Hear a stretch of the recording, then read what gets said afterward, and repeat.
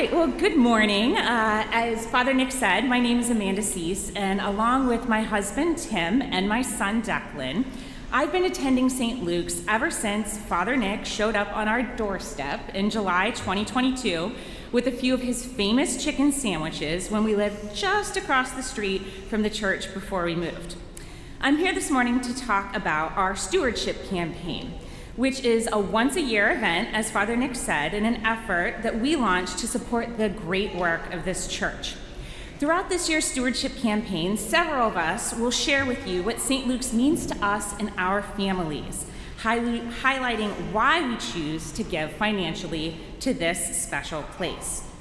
I thought this morning that it might be fun to share what St. Luke's means to a member of my family you might not hear from about this topic otherwise.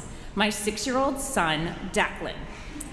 Now, last year in kindergarten, for Thanksgiving, kids were assigned a paper plate project where they had to fill a paper plate with things they were thankful for. And as you can see on Declan's, right here, prominently, is a picture with him with Father Nick from, appropriately this morning, his baptism. Right next to a sticker he chose that says, "I love Jesus." How incredibly cool is it that a then 5-year-old would choose to highlight Jesus and, no offense, Father Nick, his priest on this plate that only has so much real estate to give?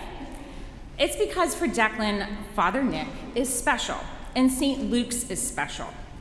In my son's eyes, Father Nick is the super cool guy who gives great high fives when he's coming back down the aisle at the end of the service and taught him the shouting prayer. Your kids will learn it if they don't know it yet. Father Nick has this incredible rock star status with my kid, and it isn't by mistake. It's because he treats each child here like they are important and they belong. To Declan, St. Luke's is the pumpkin patch that we just closed off, or a bouquet of flowers cut while in the atrium learning about Jesus from Mr. Chris, or a song that he gets to sing next to his best friend Dylan in the children's choir in a performance so beautifully pieced together by Kate, just like the one that we witnessed last week. And these awesome moments and traditions, this warmth and belonging, it's exactly why Tim and I chose St. Luke's as our church home.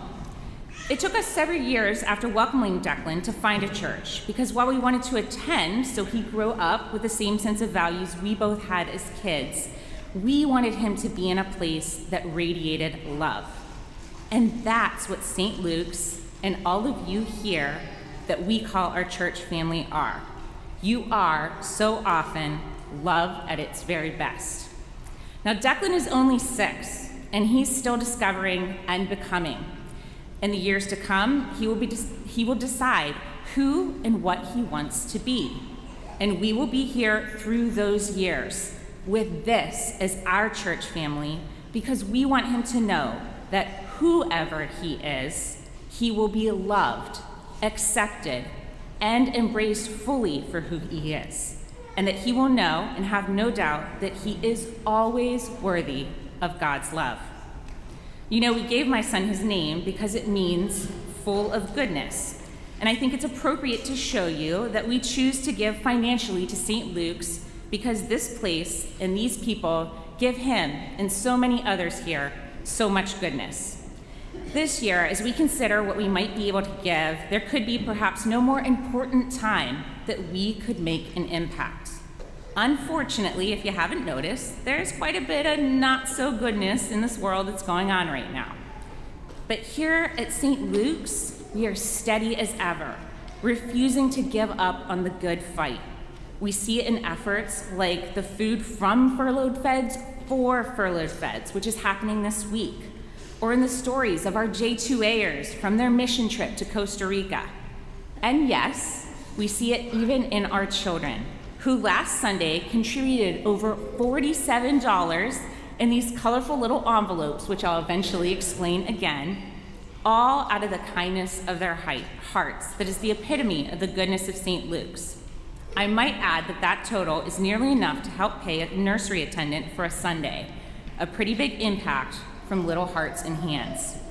So this November, as you begin thinking about how you might fill up your paper plate if asked, what are you most grateful for? If the goodness of St. Luke's would make it on there for you, just like it did for my Declan, I pray that you would be moved to contribute in a way that continues to make it possible, in the way that makes this our church home and family for so many, and a shining light and example for our wonderful community. Now, before I go, I just want to give these little envelopes one more plug. So these colorful envelopes are spread all across the pews, and this is a way that we felt that the kids could help contribute to this year's stewardship campaign, whether it's $1, a couple coins, whatever they have. The idea is to allow them to participate and teach them what it means to give. And like we said, last Sunday, we were so touched and moved when we received $47.50 just out of these little envelopes alone. So a little bit goes a long way, even from our littlest members. Thank you all, and God bless. Thank you, Amanda.